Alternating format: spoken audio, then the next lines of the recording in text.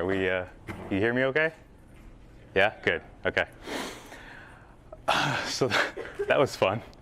So today I want to talk to you about the reflect and unsafe packages.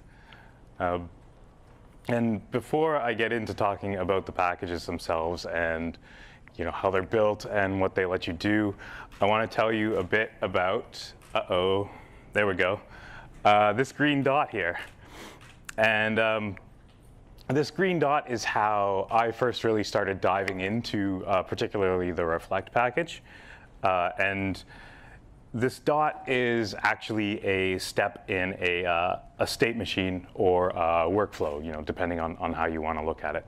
And it's something that we had to build at the company where I work a couple of years ago. And we needed this we needed to build a system to run through state machines and let developers author these state machines and not have to worry about the mechanisms of going through them. And the reason why we needed this was we had to support workflows like fan out and fan in, so we could get a team and then perform operations on all the users, right? And now you're probably thinking concurrency and Go routines. And we needed to do branching, so we could say, well, this user didn't pay for something, so we need to send this kind of email, or this user did, and we need to send this other kind of email, and you're thinking if statements. But this had to be this sort of separate workflow system because in many of these steps we were speaking with external systems, and we wanted to offer, or we promised to them that we would have at least once semantics, right? So we would always deliver a message that we were supposed to, but we wanted to get as close to once as possible. So if we're calling out to an external system and asking them to provision a new database, we don't want them to have to worry too much about expensive operations to check to see if the database already existed or not. So we had checkpoints at all of these steps. And this is sort of where it has to flip out from being regular control flow and have some method where we could sort of wrap each of these steps with ways to checkpoint them and walk through everything. And now where it gets to reflect is that if we're building a generic system to sort of run these workflows, every single one had different arguments, right? So the first step may require a handle to a database, and then the next step may take input from that and speak to service A. And then these sort of fan-out steps would need a database handle and user IDs for everything that they were going to speak to. So we looked at this and we said, all right, a whole bunch of different steps with varying arguments, some things coming sort of from a global state and other things that needed to come from previous steps. And we thought that reflect might be the answer to this by looking at the different functions, reflecting the arguments, and going from there. And we'll come back to that. The thing is that even if you're not using reflect directly, you're already using reflect, most likely. So if we look at the encoding JSON package or any sort of package that handles marshalling or unmarshalling, underneath this is reflect that's powering it. So a good indicator of this is if you look at the func signatures and you see the empty interface, it's likely that it's using reflect underneath. Another good indicator is struct tags. So JSON is the example here again, but struct tags are something that can only be read through reflect at runtime. So if you're using struct tags and decorating your structs with them and using them for packages that you call, then you're using reflect. But you're also already using unsafe. So with an example with a minimal Go program, and I tried to make it as small as possible so it would be easily understandable. This program, if we look at the dependency list for it, we have sort of the basis of the Go runtime. And right at the end there is unsafe. So every program that you write is sort of built on a core of unsafety for accessing the system, and then the type safety is built on top. So speaking about types, both reflect and unsafe, they sort of start and end with types, right? and how the type system is used at compile time and runtime.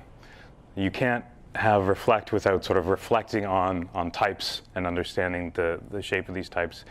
And you can't be unsafe unless there's some type safety there that you're bypassing.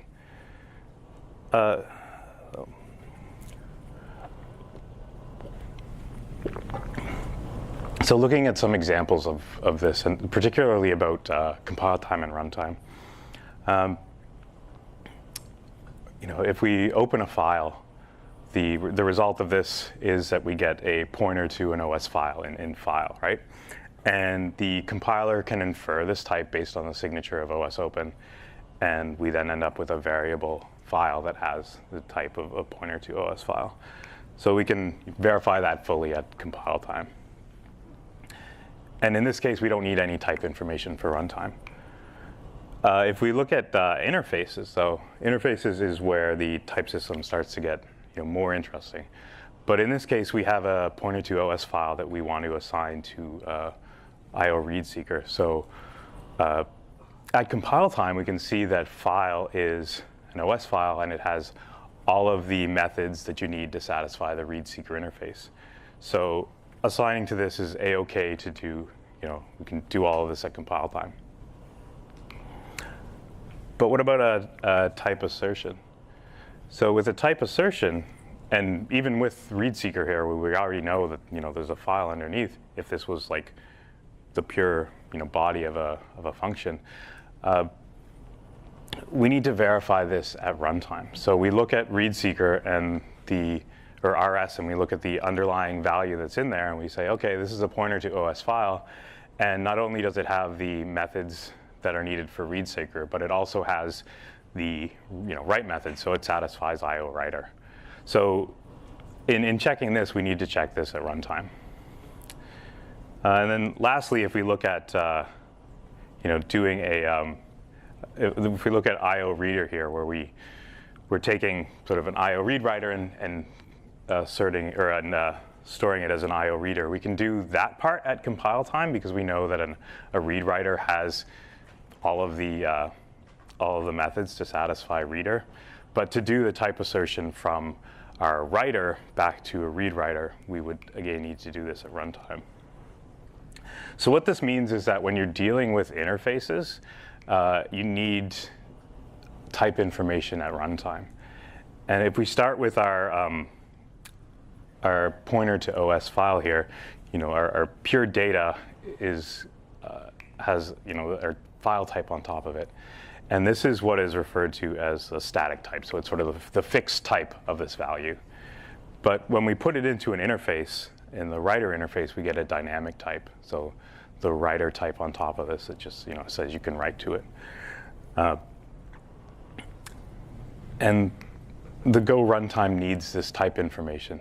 If you're dealing with interfaces, you have to have some extra type information in your runtime system to use for type assertions and type switches. It mostly needs this. If you're not using any of this information and you're not using the reflect package, then the compiler will remove all of that extra data. But it would have to be a pretty sort of restricted program to not be using type assertions and type switches. So given that we need this information, this type information at runtime, the reflect package takes advantage of it. And the two entrances into the reflect package that are sort of most important for these purposes are value of and type of. And then you can see they take in an empty interface and return either a reflect value or a reflect type. And type of is basically a convenience function to do value of, but then just get the type off of that.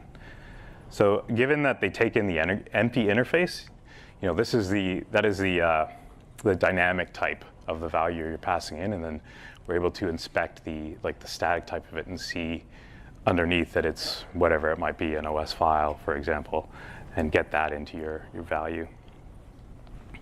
And the interesting thing, or another interesting thing, is that anything that you can sort of assign has a type, right? So not just structs and ints, but also maps, slices, arrays, channels and funcs can all be reflected on. So you can inspect them, you can manipulate them, you can read them, and you can also write to them. So an example here of writing, we can take a chan of bool as a contrived example, but I hope it gets the point across that if we reflect and get the value of the channel in our Go routine, then we can look at the value, and with v.type.elem there, we say, okay, what's the type of v, and the type is chan bool, and then elem will pull out sort of the underlying element of that, which would give us bool. In the same way that if you had like a pointer to a bool or pointer to a struct or whatever, and you did elem on that, it would sort of dereference that. And we can make a 0 type of that, which would be false for a Boolean, and then send it over our channel with reflection, and finally close it out. And then our range call here will range once, see false, print out our value, and then stop ranging because it's received close. And functions as well we can reflect on. So given this printing function, we get the reflect value of it, and then build up reflect values, the string hi to print, and then do a call on it. We can call our function and have it call through the fump.print line and print out hi. You can also inspect the arguments of the type for the function. So instead of building these things up sort of statically like I did here, it's possible to see the type and see, oh, the first argument, and there's only one argument, and it's a string, so we can build a string and call that. The big use of reflect here is iterating over fields in a struct, right? And this is a sort of minimal example of what encoding JSON would do to read a type, and we can get the type of A here, of the A struct, and walk over all the fields in it. And for each field, look at the struct tags on it. So the lookup call here on the tag part of the field will say, give me anything that sort of fits the standard format for tags with your key colon quoted value, and give me the value out of that. So in this way, we can take our struct and walk over it and first print out name as the field is actually declared, and then in the second field, see that it has a struct tag to put val instead, and print out val instead of value. But because types are included in runtime as program data, and because they are referenced from values when using using them through interfaces, we can also create types with reflection.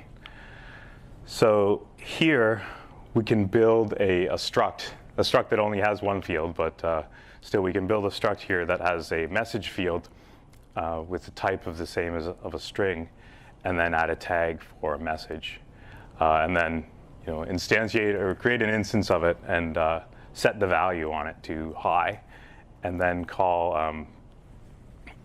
the interface method, which will take your reflect value and sort of pull it back out as an empty interface, so you can then use it in the rest of your program.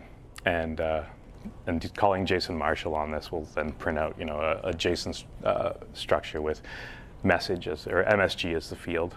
So this is something you could do if you felt like creating dynamic ways to sort of Marshall values with completely different names coming out of them. It's useful in that types are equal if they have the same fields of the same types, but Go doesn't actually care about what's in the tag of the struct tag for a field. So you could take a type, sort of duplicate it with reflect, and then change the tag values here if you wanted to convert some JSON directives to like YAML directives. So anyways, coming back to this state machine executor, we decided to use reflect to build up, to get values of all the functions, and then and use that to determine what each function needed as its arguments, and sort of build a runtime dependency injection system.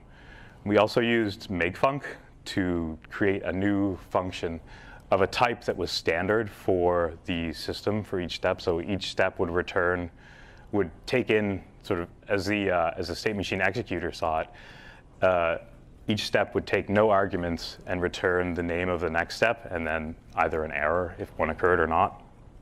And that let the executor sort of not care about what arguments were needed, and that was all contained within this dependency injection system. And then the functions themselves, didn't have to worry about doing any sort of runtime manipulation of value, like empty interface values that came in to deal with them.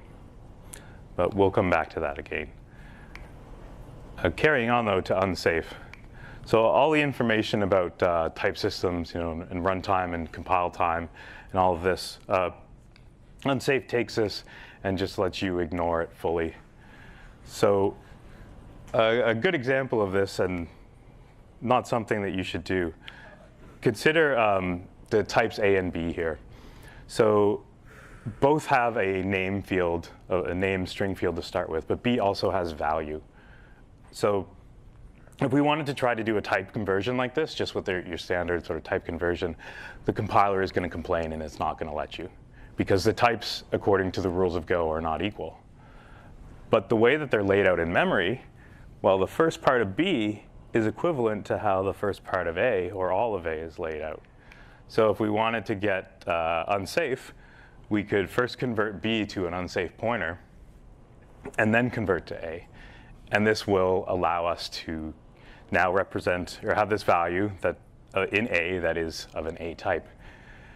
Now, this is unsafe because now we have this sort of nebulous value string. It's a poor name for an example since I'm talking about values, but this extra field that's sort of hanging around off to the side. And you could do this even if they were not equivalent at all, right? If B was just an empty struct, you could convert to an A, and then when you tried to do something like print it, well, you'd be looking in memory that maybe wasn't allocated and things could blow up. But the point is that anything in Go can be converted to an unsafe pointer, well, any pointer. And any unsafe pointer can be converted to any other pointer type. Using this like so is not a good idea, but there are some good uses of this. And probably the best usage is for system calls. So besides unsafe pointer, unsafe can also handle unsigned in pointers. And if you have a system call where you want to interface with the underlying operating system, and it hasn't already been sort of wrapped, with a nice interface, and you need to use a raw system call, then you can use unsafe pointer to do this.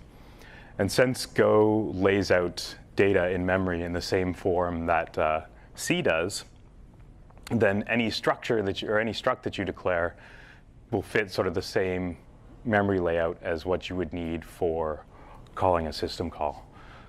So we can lay out, or we can declare our types in the same format for inputs and outputs that the system call would expect, and then use unsafe to do the conversion before we call the syscall, and then the conversion afterwards to get the data out of it.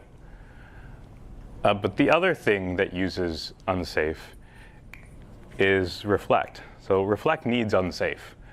The fact that we have a type and pass it into reflect, there's not actually any particular magic in reflect to get the value out.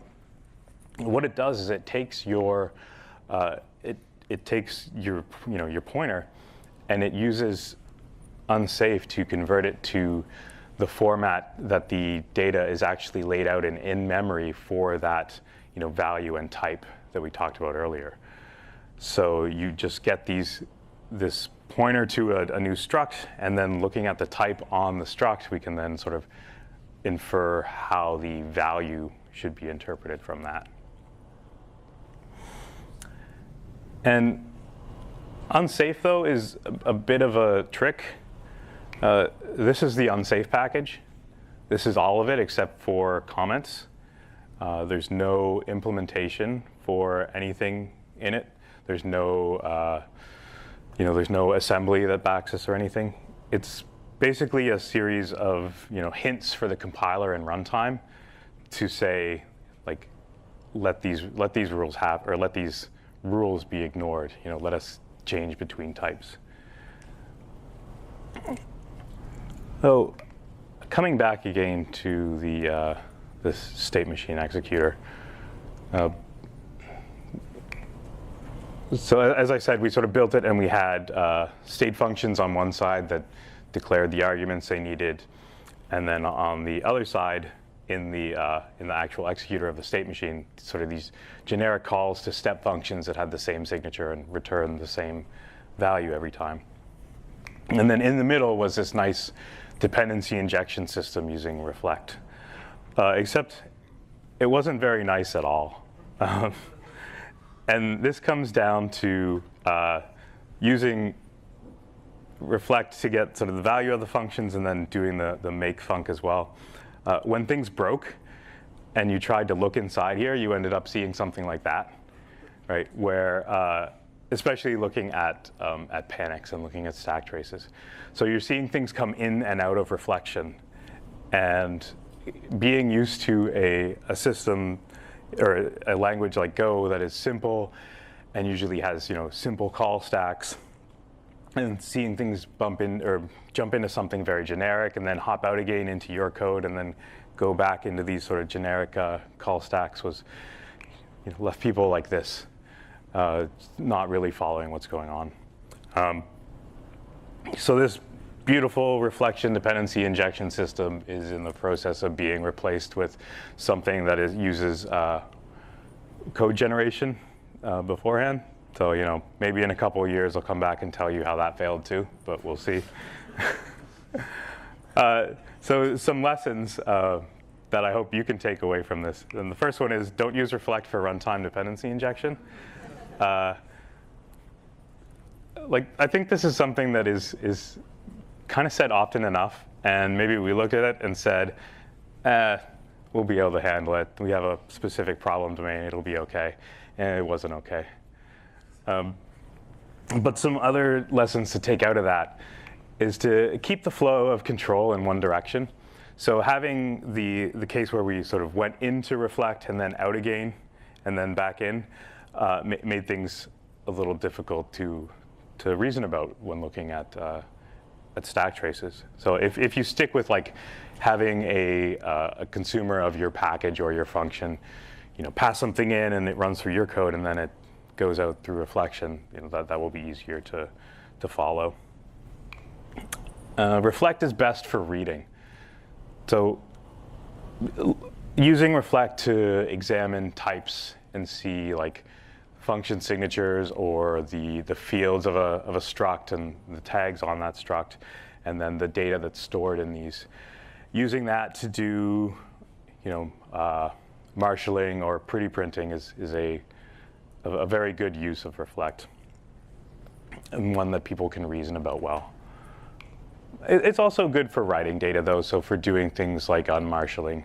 This is something that is very well sort of a common use and sort of can be well reasoned about. So if you need to implement your own marshalling and unmarshalling, there's no reason not to use reflect for that.